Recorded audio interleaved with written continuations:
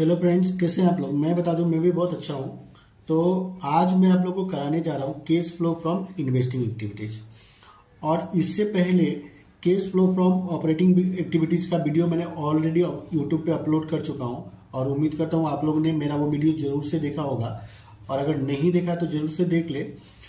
और अगर आप लोग मेरे चैनल पर नए हैं तो मेरे चैनल को जरूर से सब्सक्राइब करें, क्योंकि एचएस फर्स्ट ईयर और सेकेंड ईयर के जितने भी यहाँ पे चैप्टर है, कुछ का वीडियो तो मैंने ऑलरेडी अपलोड कर चुका हूँ और जो बचे हुए चैप्टर का जो रिवीजन वीडियो है वो जल्द से जल्द मैं अपलोड करूंगा आप लोग एग्जाम से पहले, ताकि आप लोग एग्जाम से पहले अपना होल सिलेबस को आप लोग क्विक टाइम पे अच्छा से रिवीजन कर सके। तो चलिए हम लोग आज स्टार्ट कर लेते हैं cash flow from investing activities.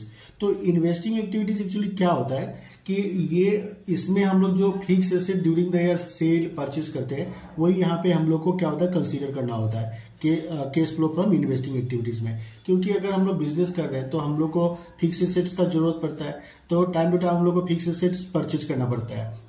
और बीच बीच में क्या होता है कि फिक्स एसेट्स अगर कुछ खराब हो गया, जैसे लैंड, बिल्डिंग, प्लांट, मशीनरी, या फिर हम लोग को जैसा रिक्वायरमेंट का चाहिए वैसा अगर नहीं है तो हम लोग बीच बीच में उसको डिस्पोज भी कर देते हैं, मतलब सेल भी कर देते हैं हम लोग।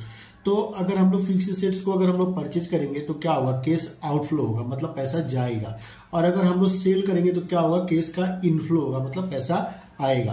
तो यहाँ पे हम लोग इन्वेस्टिंग एक्टिविटीज में ड्यूरिंग द ईयर कितना केस इनफ्लो हुआ और कितना आउटफ्लो हुआ और नेट कितना केस इनफ्लो हुआ, वो हम लोग कैसे निकालेंगे। तो सबसे पहले हम लोग लिखेंगे केस इनफ्लो। तो केस इनफ्लो में क्या क्या होगा, जो sale of plant and machinery, अगर हम लोग प्लांट एंड मशीनरी सेल करेंगे तो क्या होगा, पैसा आएगा।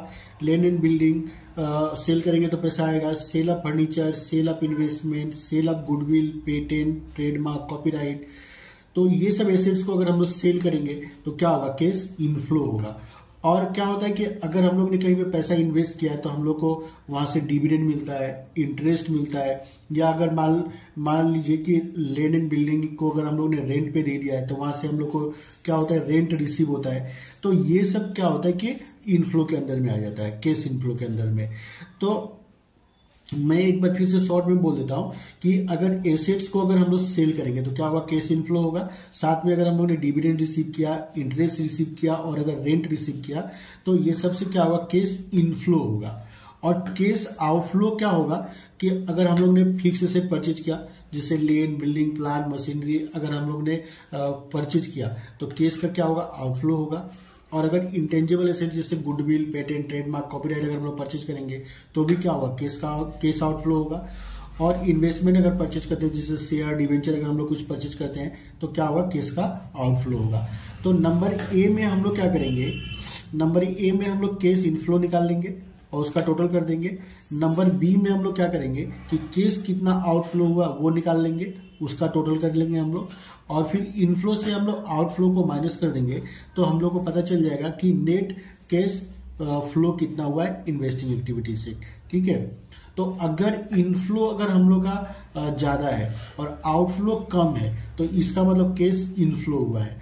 और अगर केस इनफ्लो कम है और आउटफ्लो ज्यादा है तो इसका मतलब कि इन्वेस्टिंग एक्टिविटीज में क्या हुआ कि केस का यूज हुआ है। ठीक है, तो मैं एक बार फिर से बता देता हूं कि अगर इनफ्लो अगर ज्यादा है और आउटफ्लो कम है तो इसका मतलब केस इनफ्लो हुआ है। और अगर केस का आउटफ्लो ज्यादा हुआ है और इनफ्लो कम है तो इसका मतलब क्या हुआ कि केस नेट में केस आउटफ्लो हुआ है, मतलब हम लोग ने केस ज्यादा यूज कर लिया हम लोग ने। ठीक है।